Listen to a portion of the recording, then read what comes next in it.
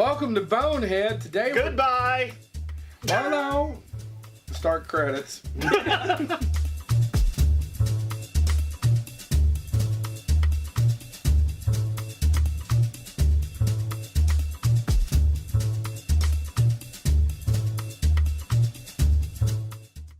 Anyway, today we're talking about some of our favorite authors.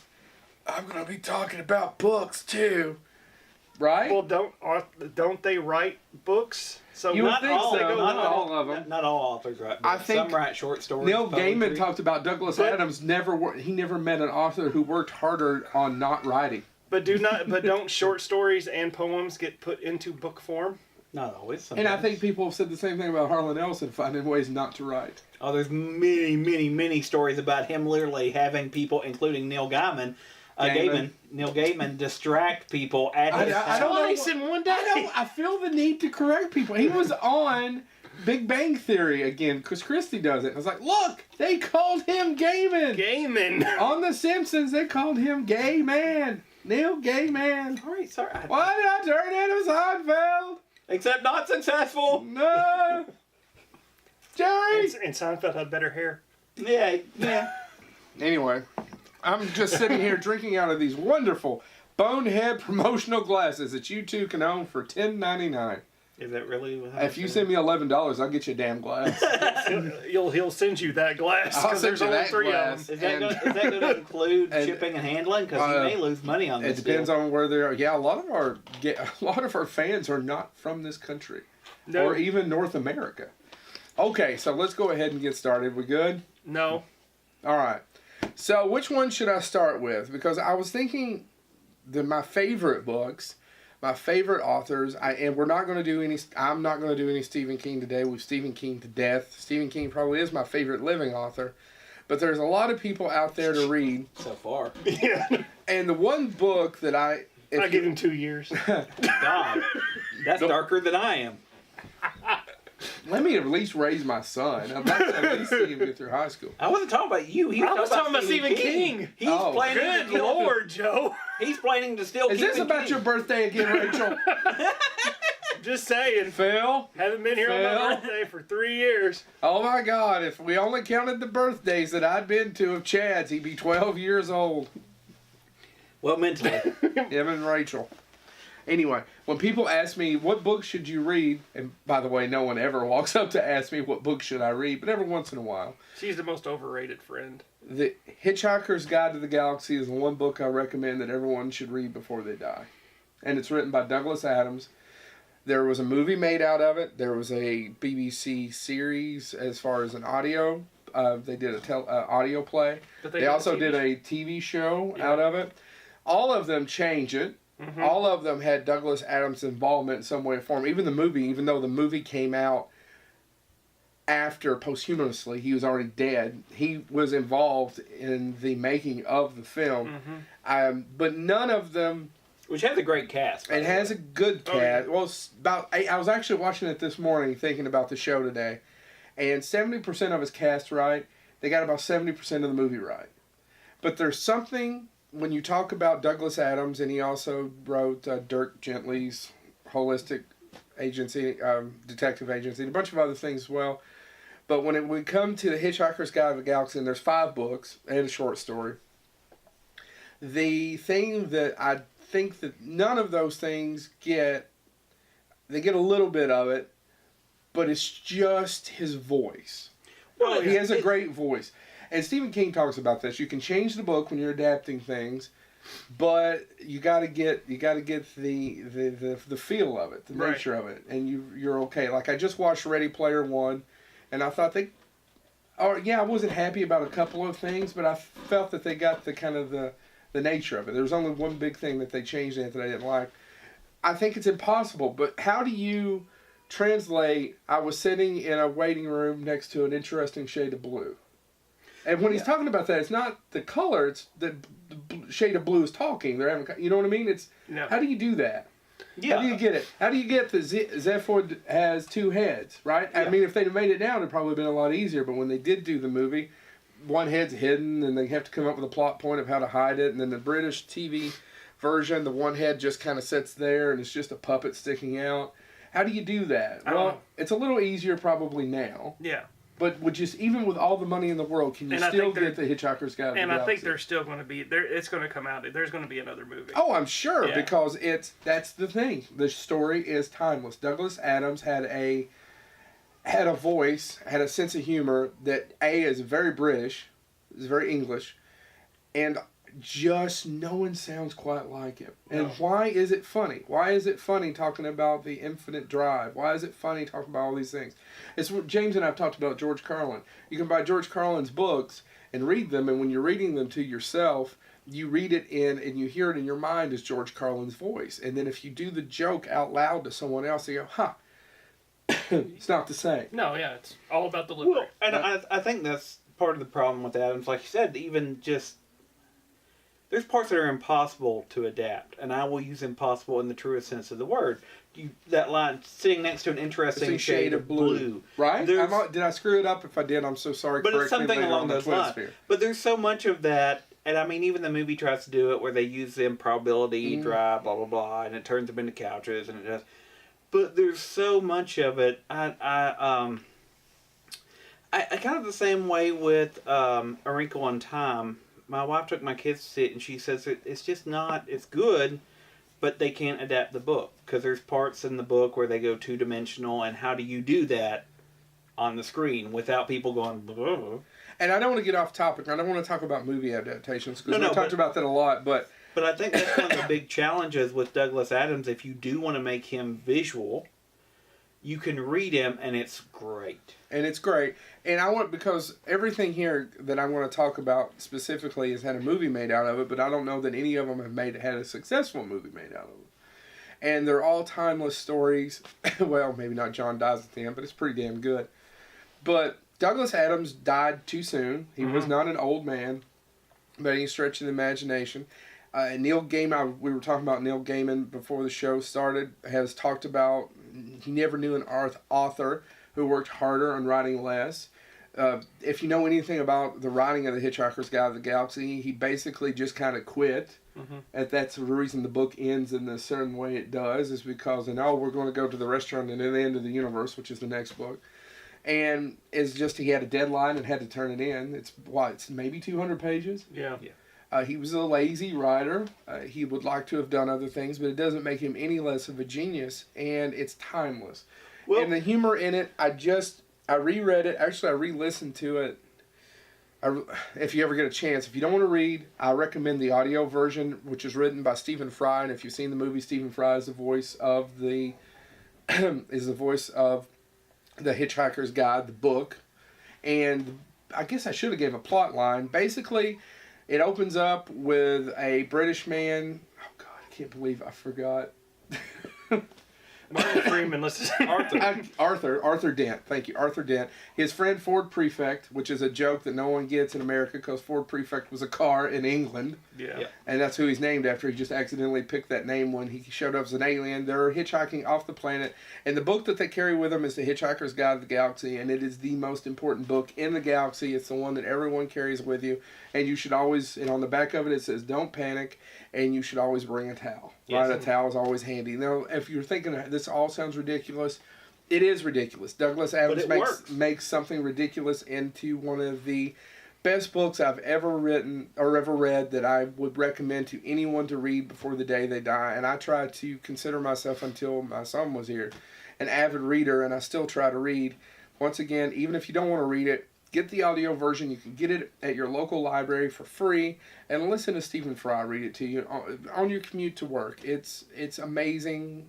I just can't throw enough superlatives at it, and I don't want to go on and on. I'm taking up a lot of time. No, I do. I want to throw in, though, too, one of the things that makes it work is it's commentary on so many different things without beating you over the head with it. Oh, it's commentary on bureaucracy, on what in life is important. I mean, because that's one of the main questions. What's the answer to life, the universe, and everything? Well, the answer is 42. The question is what you're looking for. What do you mean? I just asked the question. Well, that's not a proper question. Yeah. And that sounds ridiculous. The idea of bureaucracy ending people's homes and doing things like this, and that's what ends up causing the end of the earth and all of this stuff, because, of course, there's a better bureaucracy than we have.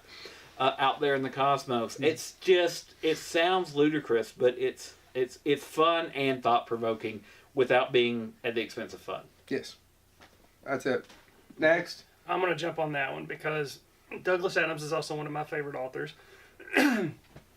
And I was looking for... The author I'm going to recommend is A. Lee Martinez. And the reason being is... Wasn't he on Santa Barbara?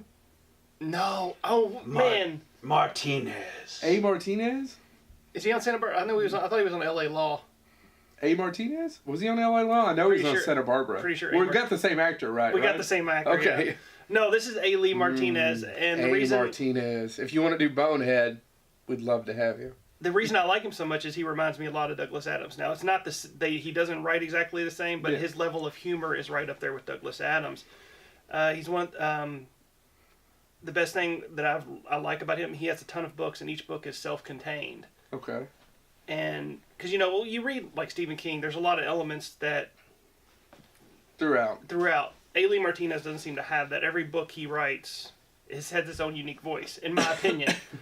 So you think his voice changes from book to book? Yes, I do. Oh, that's neat. And some of my favorite books for him, and I don't have any on the table, but Monster, Gil's All Fright Night Diner, Emperor Mollusk versus the Sinister Brain, The Automatic Detective, and Chasing the Moon. Those are some of the examples. He has many more. My favorite book of his is Monster. And I'm going to read the description of the book so people get an idea. Meet Monster, meet Judy. Two humans who don't like each other much, but together must fight dragons, fire-breathing felines, trolls, Inuit walrus dogs, and a crazy cat lady for the future of the universe. Monster runs a pest control agency. He's overworked and has domestic troubles like having the girlfriend from hell. Judy works the night shift at a local Food Plus Mart. Not the most glamorous life, but Judy is happy. No one bothers her if she has to spell out things for the night manager every now and again. But when Judy finds a Yeti in the freezer aisle eating all the rocky road, her life collides with Monster in a rather alarming fashion. And so in the book, there's this guy named Monster for some reason who goes around capturing things, cryptozoology, and there's a lot of all of his books have me laughing.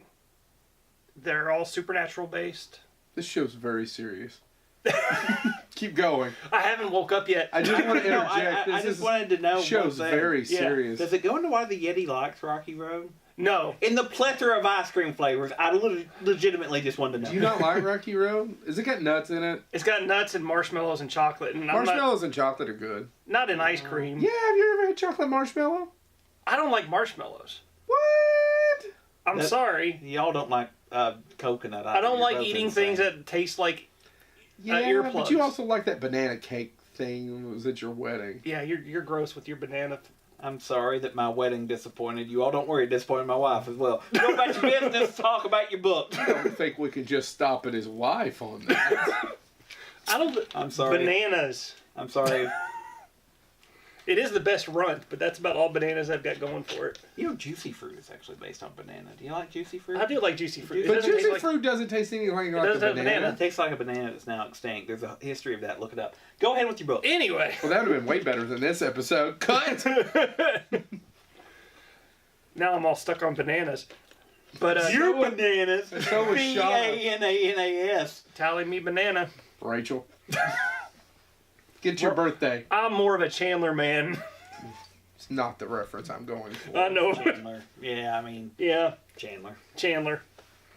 He's neurotic. You are kind of more Chandler. Nobody knows what you do for a living exactly. I know. And I like it that way. Including your work. You know, Gil's All Fright Night Diner is about a werewolf and a vampire stopping at a diner in the middle of nowhere and having to deal with an array of supernatural activities like a horde of zombies. I'd read that. Divine misfortune about two people who can't get a break, so they look online for a god to worship. And they stumble upon the raccoon god of prosperity. Oh, honest to God. Raccoon god of prosperity. You just sold. What's the name of that book? It's called Divine Misfortune. That's amazing. Yeah. Do you have a copy? No. This was all at your local library. And I just happened to... one day, I just read Douglas Adams. And I was obsessed. I was like, I have to... And of course, you know, there's not a whole lot of Douglas Adams out there. He did. He tried not to write. Yeah. Well, and I was into the when I was in the science fiction section. I ran into A. Martinez, and I read Monster, the first book, and then I just kept reading. I read about 8 of his books in a row. Damn. Yeah. And there's also Chasing the Moon, which is about a woman who rents an apartment for uber cheap, and when she goes in, the door disappears, and she's suddenly charged with protecting the world from this monster with an insatiable appetite who's always trying to get out to eat the moon. Yeah, I'm sold. Yeah. He's a great author, and most of his books are really short, which is a plus. Yeah, you're going to have to speak up, though. Because of my loud shoes. Your loud shoes. Wah, wah. I didn't know they made road cones that small. I'm going blind. I looked directly at them. I love you, Robin Williams, but he just Robin Williams my joke. I made that joke before anybody showed up, and he just stole it from me. I don't remember you making that joke. I did. I said I could go. Never mind. Here's a side note. Another reason why I really love him, Haley Martinez, is when he dedicates his books, he dedicated one of his books to Booster Gold. Bryce. Why to Booster Gold? It's not even a real person. Well, it's like I dedicate this book to my mom and somebody else and Booster Gold. I dedicate this book to Cthulhu. But I feel Oh my God! I will dedicate every book to Cthulhu if somebody will fund me. Haley Martinez, he's just a nerd just like me. So that's my first author, James. He's successful. He's got books. I wouldn't say he's just like you. That's all I'm saying. His shoes are a little bit more dapper. You don't have you seen his shoes? I've seen his feet. Well, one thing, by the way, I want to throw in, and Douglas Adams, you talked about how he avoided writing. When he passed away, the last book wasn't yet published. Is that correct? Or he was working on something. And the only reason I bring this up to circle back to this, because you both brought him up, one of my favorite stories about him was on his computer. They found something like 18 copies of whatever he was working on. And as they were like, well, we need the most recent one. They loaded them all, and sometimes out of 120 pages, there'd only be 1 or 2 words different. But he had saved them all and he had left notes going, the words aren't right. And he would not let it go. I mean, we're talking minor words too. Anyway, I'm gonna talk about Harlan Ellison, but I want to talk about somebody else first because Harlan Ellison is my obvious one. I'm gonna go a little bit. I didn't go with Stephen King's. All I want to point out because you've done more episodes about Stephen King. We haven't done 4 episodes on Harlan Ellison. Yeah, no, but we've done 20 episodes where he's brought up. You're making me defend James. I hope you're happy with yourself. We've done at least 20 episodes where he's brought up. Yeah, well, we do a lot of episodes. Counterpoint. We do a lot of episodes with your face, and we need to stop doing that too. Count it. He's gonna spew. Spew, bitch! I believe that counts as a burn. Somebody get him some aloe. Might want to rub some aloe on that taint. I'm gonna actually. By the way, that's our new Kickstarter. Rubbing aloe on my taint. Well, it's one of the prizes you get if you donate enough money. And that's why we're going to fail. That's the reason why we're going to fail. I'm going to talk about somebody that a lot of people don't know, and that's Gurney Norman. Gurney Norman is a Kentucky author.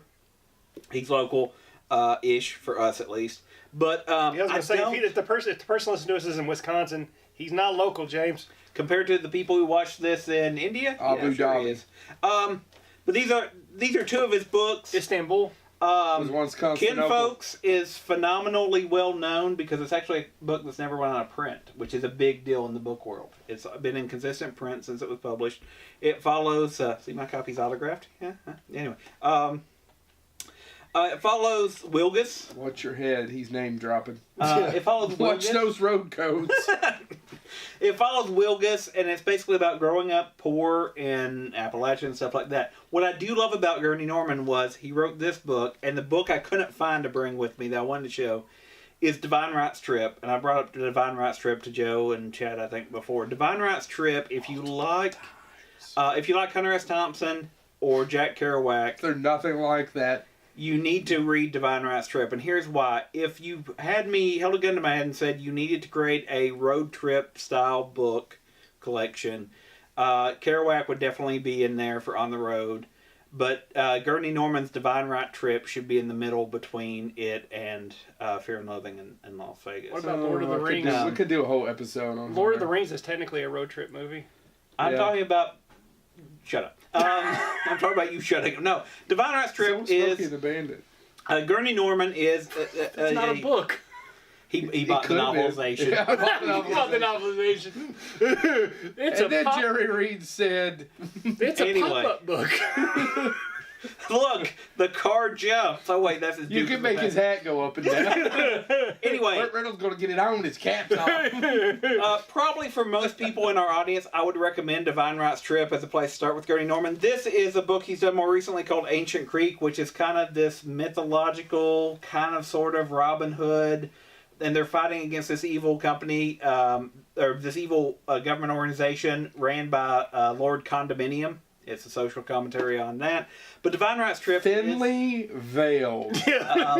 Divine Right's Trip is about Divine Right and his trip in a Volkswagen bus fueled by drugs across America. Wait, the van's fueled by drugs? Actually, at one point, the Volkswagen minibus does actually take a chapter because Divine Right is too strung out to talk. So the bus starts to talk in his place and talks about everything that it's seen.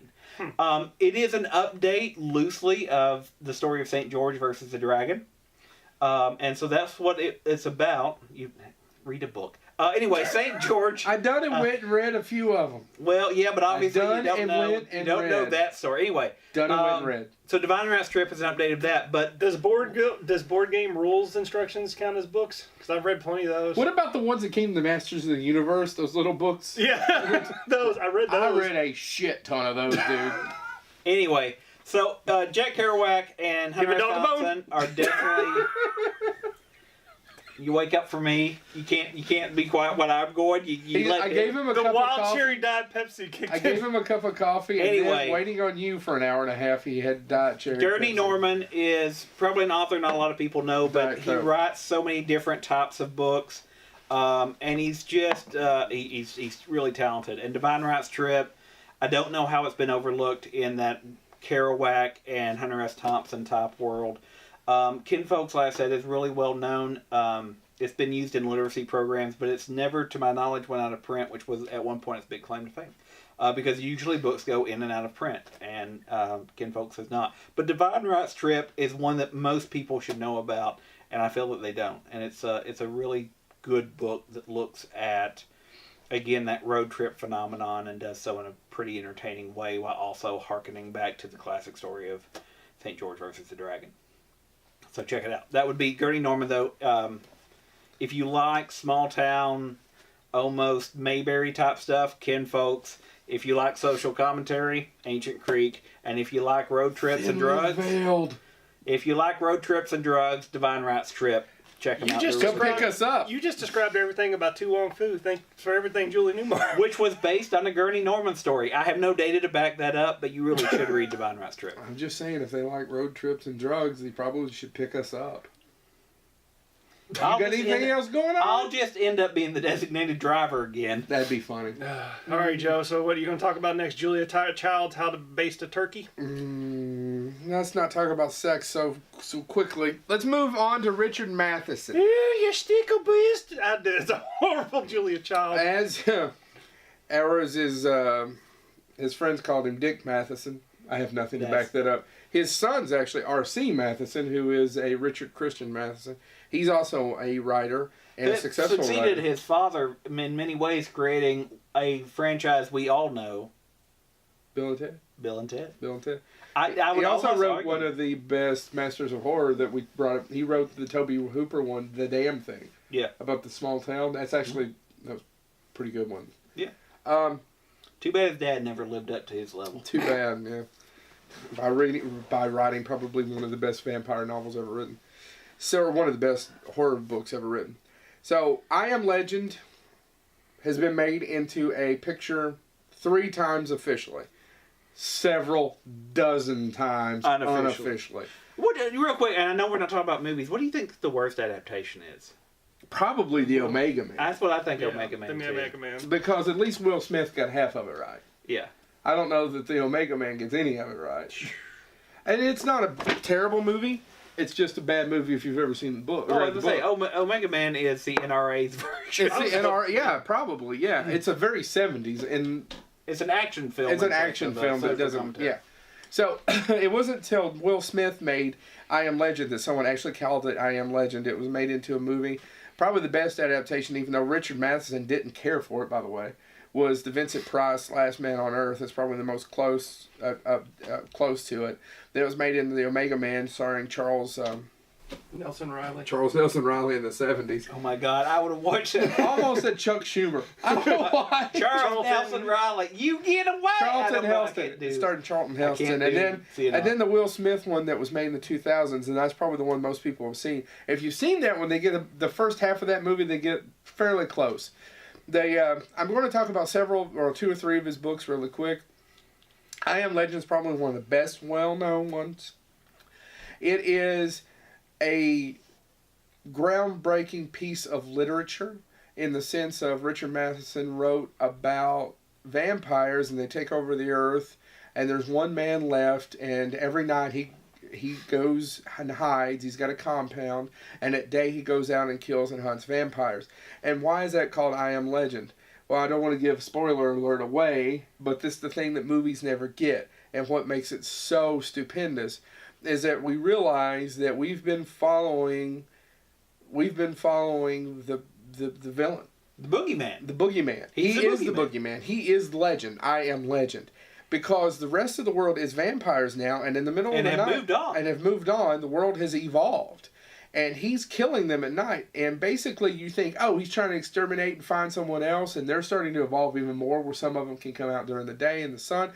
And no, because the world has moved on, he has left behind, and he is the boogeyman.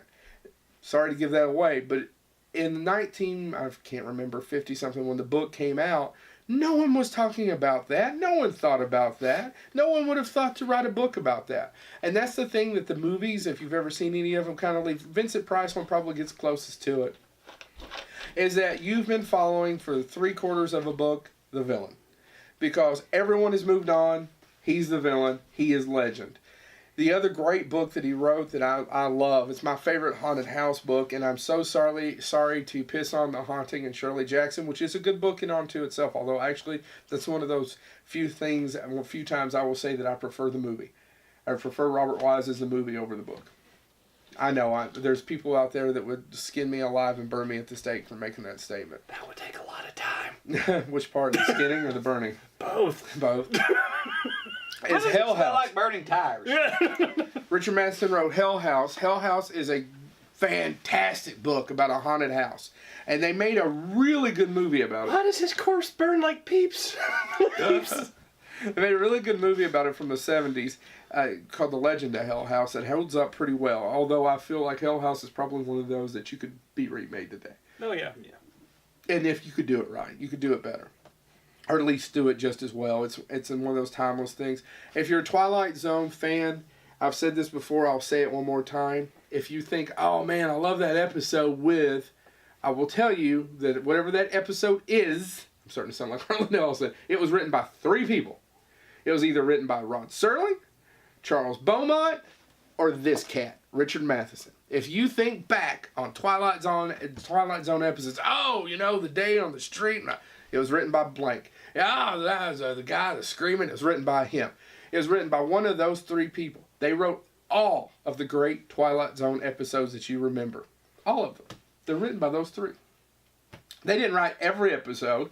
Rod Serling wrote all the time, so it's hard not to get a bunch of them that he didn't write. But Charles Beaumont, which was a pseudonym for, I can't remember his actual real name. He died early. And then Richard Matheson, they were all friends. And Charles Beaumont was not able to live past the 60s to become the legend that probably Richard Matheson and Rod Serling were able to. What were you going to say, James? Matheson also did We've Always Lived in the Castle. Is that correct? Probably. He also wrote the book of What Dreams May Come, if you're a fan of that as well. There's a Robin Williams movie made out of that. I'm just trying to think of the other ones that people would know. Was he behind the Hulu series? I'm blanking. Richard Matheson also was basically... Philip K. Dick's Electric Dreams? No. You mean Man in the High Castle? That's also Philip K. Dick. Okay, sorry. We could have done a whole episode on Philip K. Dick. No, that's what I was thinking about. On those 2, I get them confused. Yeah, that's okay. Richard Matheson also wrote... Because you are Hey, Dick. No, I get. We've always lived in the castle, which I think is Matheson. Richard Matheson also wrote some groundbreaking television in the 70s. People forget. He's the one that wrote The Night Stalker. If you're a fan of that, of X-Files. Of the X-Files, that's all based on Kolchak. The Night Stalker. The Night Stalker with You Darren know who else lived in McGavin. the castle? Charlemagne. He wrote that. He wrote the Pretty sure he lived in a castle. the trilogy of terror with the Zuni doll at the end that people remember from the 70s. This guy wrote it. All right. Joe is pointing to the Richard Matheson book for you iTunes and SoundCloud listeners. Absolutely. Thank you, Chad, for reminding me. I completely forgot. If you're listening to us, check out Richard Matheson. He was probably one of the biggest influences on Stephen King. Stephen King has said it before. You know, there's Lovecraft, there's all these other ones, but as far as an actual direct influence, he says probably Richard Matheson's number one. I don't think he gets enough credit. I think there's a lot of those things that we've forgotten that he wrote that have influenced so many other things. I know everyone's got one of those stories, and people probably remember Richard Matheson quicker than they do who's another one. But Philip K. Dick, who was not acknowledged while he was alive, has, for the most part, been more than acknowledged in the last 30 years. Yeah. I would say Philip K. Dick's name has surpassed Richard Matheson. Oh, that's what I'm saying. Yeah. So why have we not done this with Richard Matheson, who probably was more successful when he was alive than Philip K. Dick? Philip K. Dick died, I wouldn't say in poverty, but fair obscurity. Unless you were a science fiction... Oh, yeah. Yeah, I would imagine that unless you were really into science fiction, you wouldn't have known who Philip K. Dick was. But you probably would have known Richard Matheson. Yeah, I would agree with that. Okay. That's all I'm going to say. Do you have anything else to add about anybody else got any favorite Richard Matheson? And there's a great short story, and let me look up the name. I am so sorry. Really quick, it's called The Funeral, and it would make according to Christy Lewis, one of the best short films of all time. It's about all these monsters showing up for a funeral. Vampires, werewolves. It's just a great, great short story. And that went on to become Hotel Transylvania? No. Haley liked that joke. Yeah. That is what we call an abortion. I actually like Hotel Transylvania. Really? Yeah, and Hotel Transylvania 2. I never bothered to watch the sequel. I like them. My kids like them, and I'll be honest, after watching so many other stuff my kid liked, why did I like it? Because I should have. Because you dislike most things. I don't know. Is Adam Sandler doing a bad Transylvanian accent? What's a good Transylvanian accent? Not what Adam Sandler did. Because I would argue that Bela Lugosi is not doing an accurate... No. Well, we could argue Bela Lugosi is doing a Hungarian accent. The reason Dracula works is because of Bela Lugosi, and Bela Lugosi's playing Bela Lugosi. Yeah, that's all. Yeah, I agree. Technically, Todd Browning's classic is not Dracula, it's Freaks. Yeah. The Mexican version of Dracula is a superior film. It just didn't happen to have Bela Lugosi as Dracula. Yeah. All right. Going off the rails a little bit on that. Well, no, technically Dracula's a book, so we're Dracula is a book, but they're all based. Oh, God, we could go into that. All Dracula movies, for the most part, are based on the original stage play. Far and few of them are actually taken from the damn book. Yeah, I believe that's one of the future episodes. Now we don't have to do it. I thought we did that. No, we never did a Dracula episode. We didn't do that one then. Anyway, so my second author I'm going to bring up is... He's got a big mustache in the book. Oh, God. He's Hungarian. And it's of the time. It's of the time. I mean, mustaches were... Keep going. Yeah, now you got hipster beards. Well kept. Hipster Draculas. And Frank Welker. Frank Welker. I don't know what that has to do with it. What the hell did you just bring up Frank Welker for? Why wouldn't I bring up Frank Welker? He's a gem. No. Asshole won't do this show. Of course, we've never asked him. Yeah, we never asked him. Second author I'm going to bring up is Richard Cadre. Dick Cadre. Yeah. Who is best known for the Sandman Slim series of novels he wrote. Oh, it's... How close is it to Fat Boy Slim? You've got to check out your weapon of choice. Completely different. You go with this, you can go with that. No, another Christopher Walken. I just love Sandman Slim because it mixes crime noir with the supernatural. So who is Sandman Slim? There's in this world there's magic exists. That sounds just like Cast a Deadly Spell or Witchcraft. There were two. Just the fact that magic exists, because there's several books like that. No, film noir. That's magic exists. There were two movies made out of that. HBO made them too. Fred Savage. No. Drop Dead Fred. No, Fred from the right Tremors. Flintstone.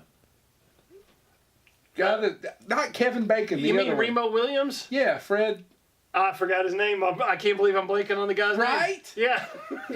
He's in it. It's called Cast a Deadly Spell. Oh, okay. Never seen it. He plays Lovecraft. He's a detective. Oh, cool. You will love it. And then Dennis Hopper did the sequel. They couldn't get back Fred for some odd reason. I keep wanting to say Fred Gwynn, and that's not. It's not Fred Gwynn. Not Fred Gwynn. It's not Fred Gwynn. Fred Ward? Fred Ward. The wonderful So Haley. sorry. Come on the show, Fred Ward. I'd love to talk to you about Cast a Deadly Spell. And Remo Williams. Let's stick with Cast a Deadly Spell. But magic exists, and Sandman Slim, which is not actually his name, is conned and gets sucked to hell, where he becomes a gladiator and has to fight demon after demon after demon. And because he keeps winning, they give him the nickname Sandman Slim for whatever reasons. I'm not going to give away too much of the book, but anyway, he ends up escaping hell, coming back to Earth, and seeking revenge on the man who sent him to hell.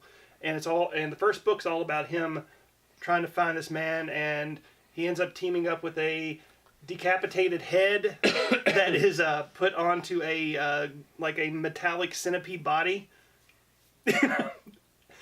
I'm not doing the book justice, but anyway, throughout the series, he riveted. Not to give too much away, but he ends up ruling hell. Sandman Slim's a great series of books. James, do you want to chime in, because you like him as well? Well, right? I was about to say, and if you're listening to this and you're thinking this sounds a little bit like Jim Butcher, Dresden Files. Yeah. Jim Butcher is you've never seen or heard of the Dresden Files? I've heard of the Dresden Files, but I don't know anything about them. Well, the Dresden Files, he's a private detective who uses magic, and he also has a decapitated head that helps him. It's not attached to a caterpillar body or anything like that. It's just a severed head. If it was decapitated, it wouldn't be decapitated any longer if it was attached to a caterpillar, would it? Well, it was severed, and then okay. But anyway, no, these books are, and Jim Butcher, shout out to him as well. They're really popular. Some people say that after the first one he had a phenomenal idea, and that there's some in the middle that kind of weaken a little bit. But no, they're just it's a very interesting kind of take on just the I guess the journey back from hell and winning. Yeah. And he's not necessarily a saint by any means. No, he is an anti-hero if he's anything. Yeah. So and the author and Richard Cadre's description of Los Angeles and hell is very, I think he does a wonderful job enveloping you into that world. Good word. Thank you. I said letters in those. Yeah. Envelopes. Envelopes.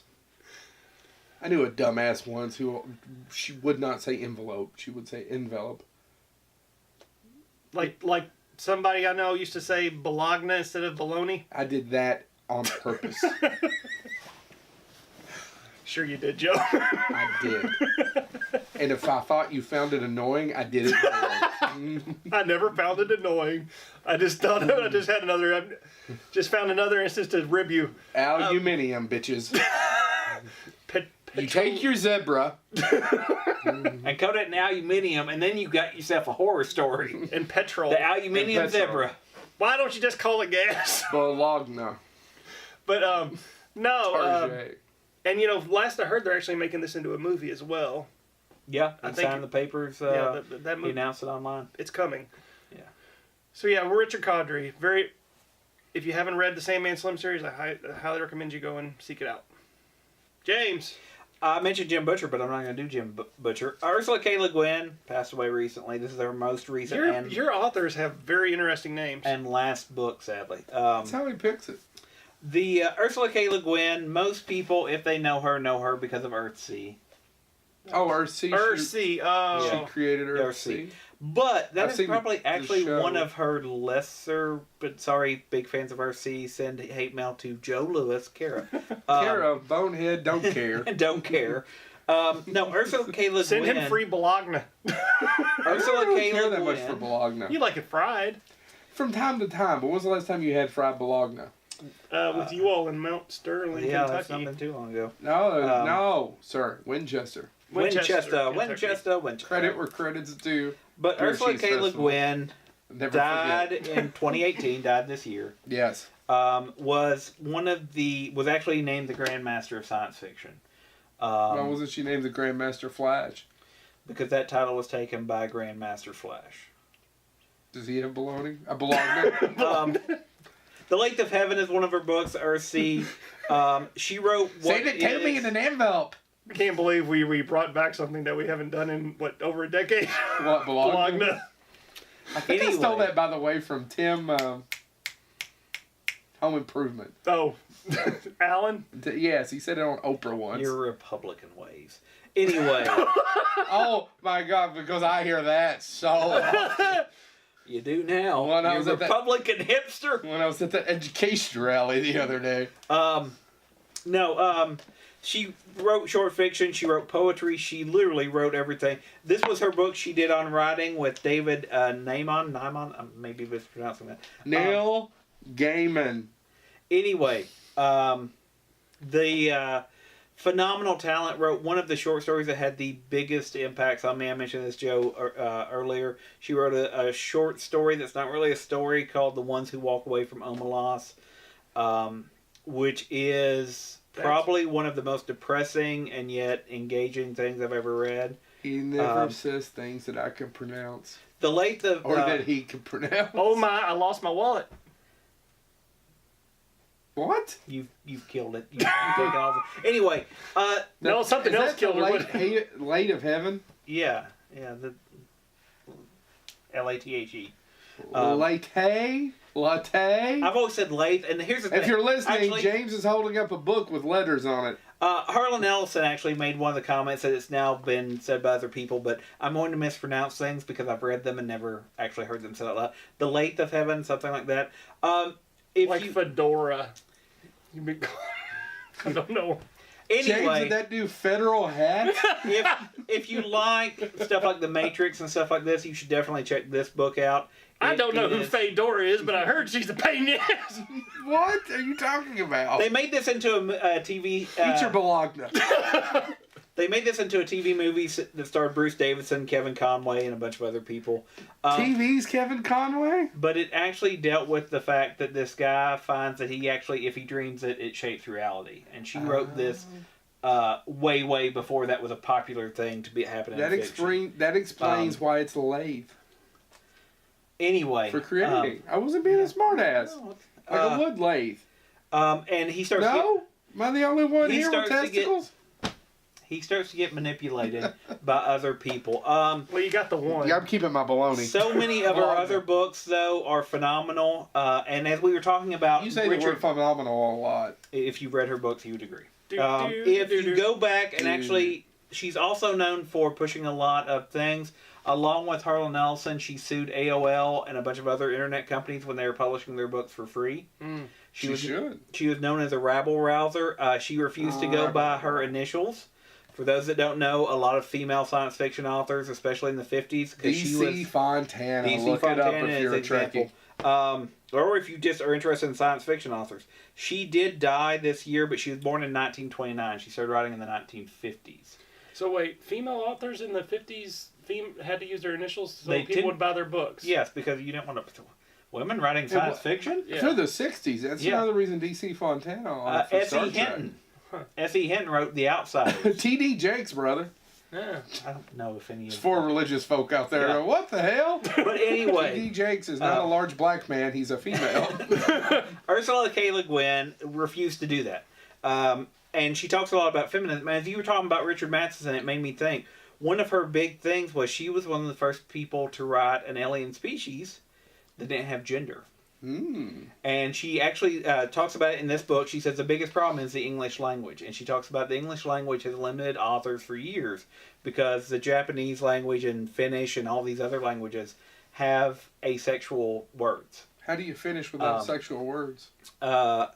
Anyway, but one of the things that she said, going back to your point about Richard Matheson, yes, and Philip K. Dick and all that stuff, she actually makes a comment because she was named the Grand Master, but about her own legacy. William Gibson talking about Neuromancer, and everybody knows Neuromancer. And her comment, I wanted to read this because I thought it was interesting. Neuromancer won the Hugo and many other awards the same time that C.J. Cheria, who was a female author, also won a Hugo and had started being informing the conversation about writing science fiction at large, like Gibson.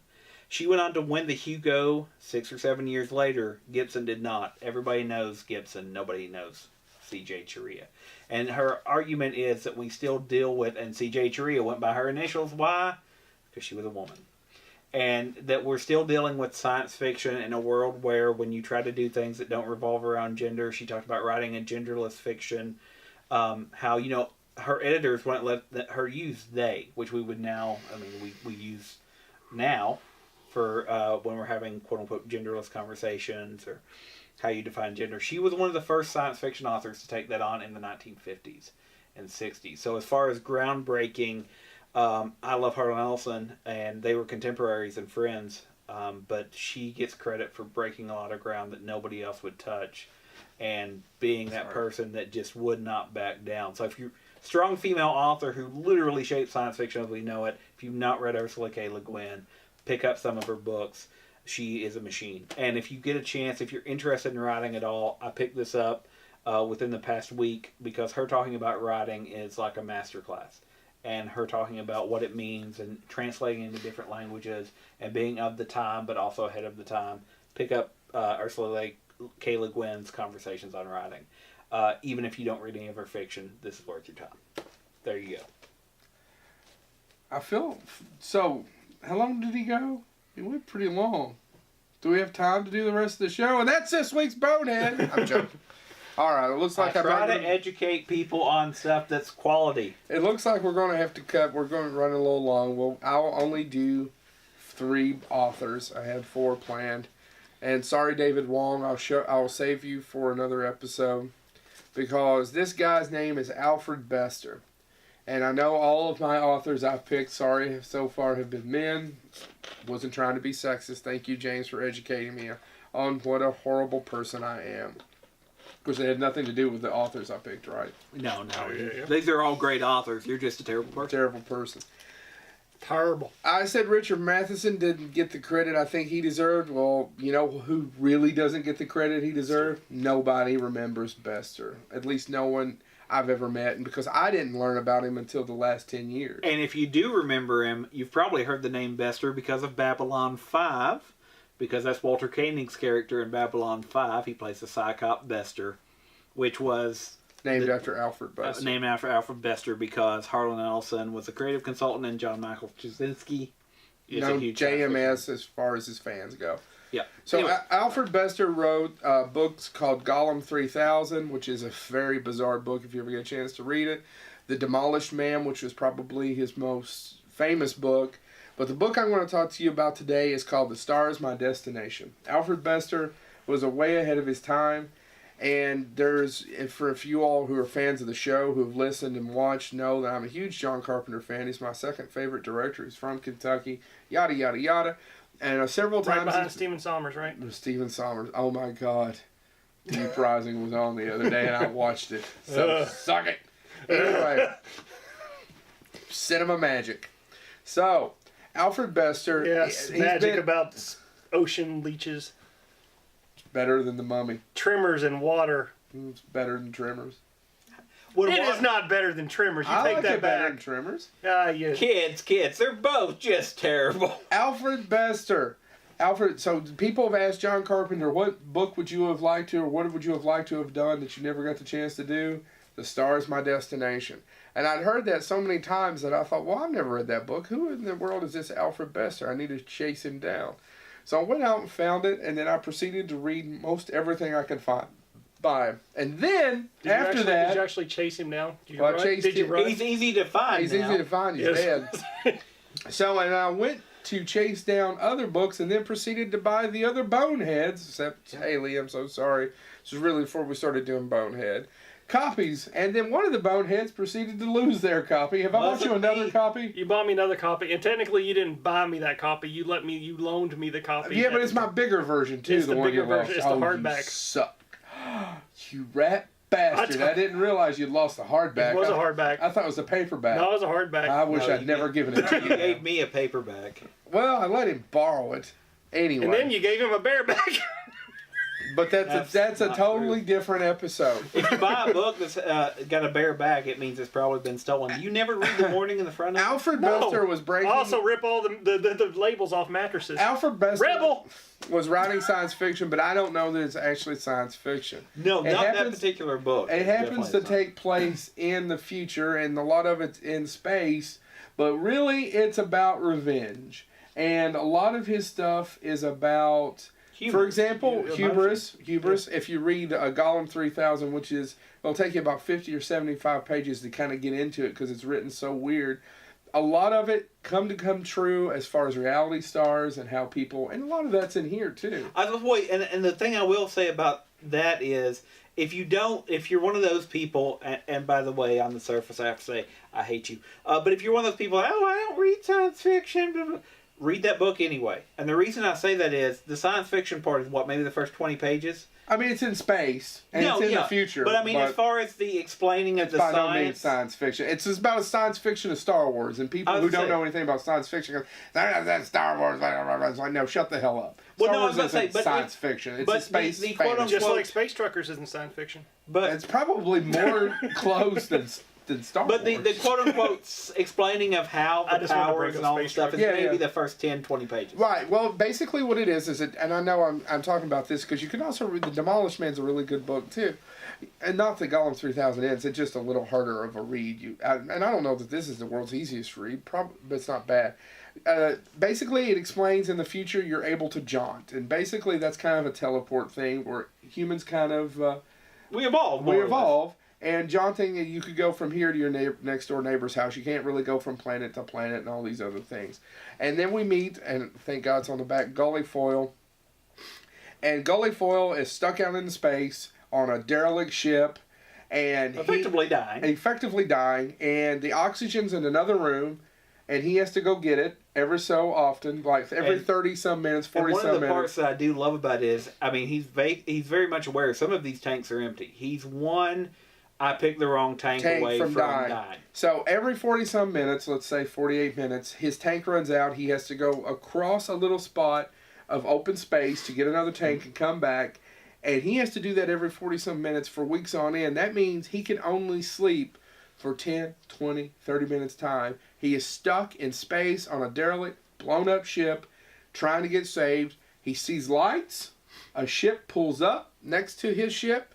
And he sees the name on the ship, and it pulls away. And that's how the book starts after it explains jaunting. And he says, I will have revenge. Because they left him him there. He thought they were saviors, and they left him him for dead. They saw him, and they left him, and he remembers the name of that ship. And that's how The Star's My Destination starts. And you realize Gullyfoyle, your hero, is a terrible human being. He reaches the ultimate heights in wealth, success, stardom, just to get revenge. And he won't let it go. At any time, he can quit. At any time, he can live his life. Isn't that basically the whole story of the Count of Monte Cristo? It is very much like the Count of Monte Cristo. It's very much like the Count of Monte Cristo. Absolutely. But it is... But you're saying the Count of Monte Cristo is a terrible person? Sort of. Yes, in a way. If he just stopped. At the end, what does the revenge get him?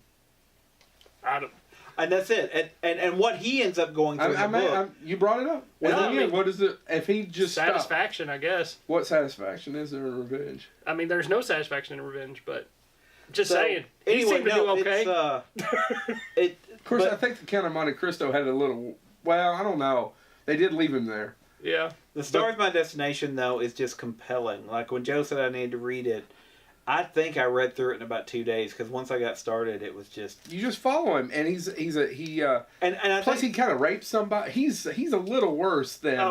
yeah. But I was about to say that... He takes it to another level. And by the way, the rape scene's kind of hinted at, but... Yeah. The other part about it, though, and Joe said it, he's a horrible human being, but at the end of the day, he is a human being. Yeah, he's flawed. He's covered in tattoos, and that's a whole other part of the book. Yeah, and there's ways to change your body, but there's certain limitations, and all of it, though, just goes, like, I think the reason I'm fascinated by Bester is he tells these stories set in the quote-unquote far-flung future, but we're still just as human, just as flawed, and it doesn't matter how much technology we have or how we evolve, we're still jacked up beings. Yeah, and Chad is right. It's very much that basic plot of I'm going to have revenge. It's been used, Moby Dick. Yeah. Wrath of Khan. Sorry, I had to. God. But it is the best Star Trek film. And it uses Moby Dick. It's quoted in it. I mean, all the best Star Trek is written by whom, James? Oh, and now I blanked on his name. Son of a gun. You said it and it wrong. Shit, the chair's blocking it. All right. Nicholas Meyer. I knew I'd remember it if Haley screamed it out. Nick Meyer. Thank you, Haley. I loved him. I loved that Notebook movie he did. Eat your Bologna. Eat your Bologna. If you're listening right now, James just rubbed his booger-filled nose all over Chad's. It's not filled anymore. Orange Lantern. That's a thing. Yes, the Orange Lantern of Avarice, La Frise. Oh, by the way, Alfred Bester also wrote many, many comic books, and I think he's the one who wrote really quick the Green Lantern's Oath. Oh, really? I just did the suck it sign if you're listening to And brightest day. I'm almost night. Look it up if I'm wrong. Evil Thank you, Neil Gaiman, for teaching me that. By the way, that's a whole other episode we could talk about. Neil, who? Gaiman, I know. All right, that's all I'm going to say about Alfred Bester. James, Chad, James, if you want to go. James, you got the last one. We'll spend the next hour and a half. No, I can't. If we got to do one more, there's one more I want to bring up. I'd love to do Ellison, but if we are limited on time, I've got to bring up. We'll come back to Ellison. We'll have to do another episode because I can't not Harlan talk Ellison, about, and we'll just sit here and let James talk. I actually have a few Harlan stories. I can't not talk about Octavia Butler. If you've never heard of Octavia Butler is a writer. She's a brilliant writer. Octavia Butler, this is Wild Seed. Did you ever meet a writer you didn't like? I've met a few.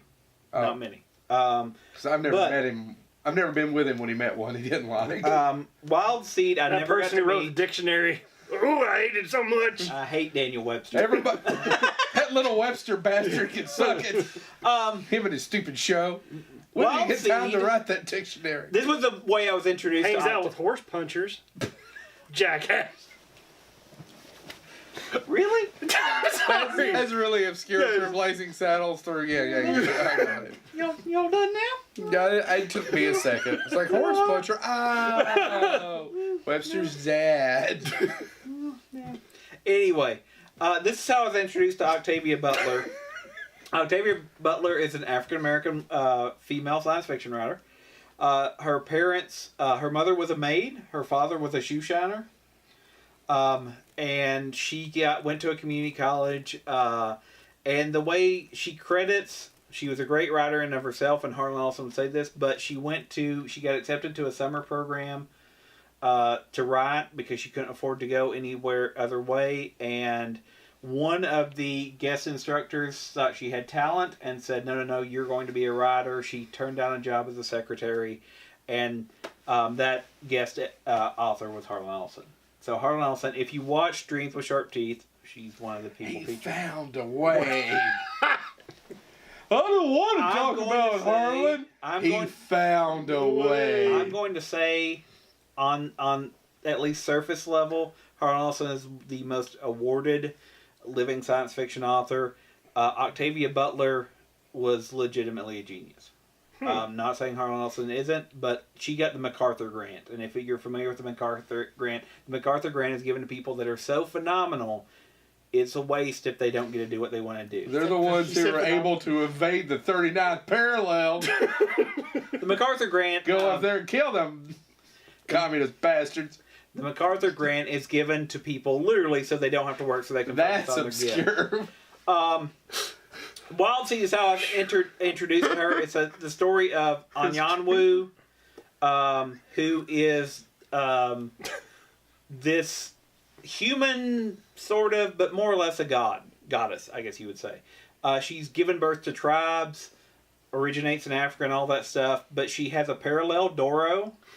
Doro is not immortal. He has to basically leap from person to person, and he burns them out. And he is obsessed with, if he can basically control her, that her offspring often have power too, and there's other people that have power, and he thinks that if he can somehow create this being with her, that he can live forever. He'll be immortal too, and he won't have to, or that at least things that she influences, when he jumps into them, they don't burn out as quickly. He burns out normal people. There's a lot of commentary on ownership in here. Obviously, looking at Africa and the fact that she's lived for centuries, the idea of slavery and stuff like that. And Octavia E. Butler didn't live too long. She passed away not too long ago. But she wrote the book Parable of the Sower, which a lot of people know more than Wild Seed. But all of her stories, again, look at that intersection of what does it mean to be human? What does it mean to be quote-unquote normal? What does it mean to be all these different things? And she explored that by using these phenomenal examples. Near the end of her life, she got writer's block, largely because of some medication that she was on, according to many sources, because she had extremely high blood pressure. She had a lot of health problems. And they don't know if she died of a stroke and then fell, which actually is what killed her, or if she fell and then had a stroke after she fell. But Wild Seed and all these books examine... You're making it really hard to make jokes, I'm just saying. I'm sorry. Well, it's I know. If you read this, what's fascinating to me about this book is Doro's not necessarily... I mean, he's terrible. He abuses people. He kind of... In some ways, I mean, it's commentary on slavery. He enslaves you. When he controls you, you're controlled. He makes Doctor Strange's life so hard. But he has been the one companion she has had for millennia, because that's the only other thing that has survived. And so she has created life. He ends life, and it's this obviously commentary there. But the circle, it'll be unbroken. All of this, again, it's an exploration of myth and of science. And Octavia Butler was a phenomenal author. I've got this, and I've got one other of her books, and I've read a third one that I got through the library. I'm going to go back and read more, because as I was saying about this episode, and I thought about what are the authors other than Harlan Ellison, because I do bring him up a lot, and I will bring him up again. We'll have to do another episode, because I do want to talk about Harlan in detail. But... Yes. Wild Seed, Octavia Butler. Authors, like I said, that if you want to read and that really have something to say about what it means to be human, this is it. You think he's about to wrap it up? A Lord of the Rings every episode. They're on their deathbed, you see. Oh no, now they're going to go off. Now we're going to fade to black, and then Haley's going to fade back in. And my point is, Ursula K. Le Guin, Octavia Butler, and Gurney Norman are three very, very different authors who come from three very, very different paths. African-American woman dealing with the fallout of that, being born in poverty. Ursula K. Le Guin fighting against heteronormativity and all that stuff. The rest of us get to wrap up all three hours? And then Gurney Norman, coming from a poor Appalachian background where he dealt with a family with alcoholism and all that stuff. All three of them created stories that are just phenomenal. Feel free to wrap yours up. No, God, no. And that's about it for Bonehead, since we're an hour over.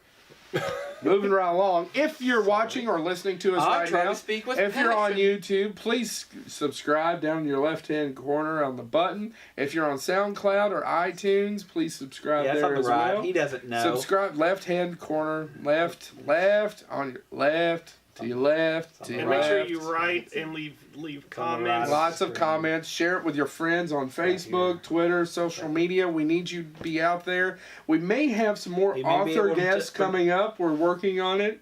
He may be able to pronounce Gaiman. Are we working on it? You can't tell left. Are you working on it?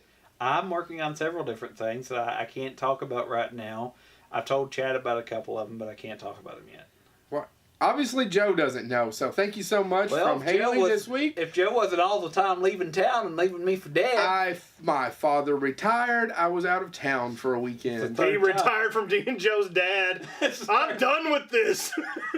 You know what? I don't know that you're far from the truth. That's the third time his father's retired this month. Here's a block of Velveeta. Get the hell out of my house. Holy cow. I wish I had got a block of Velveeta. I'd melt it and eat the cheese. Or it's whatever. Not really cheese. I know. Wrapping it up. Thank you so much. It's been Bonehead. See you next week. Velveeta sponsor us.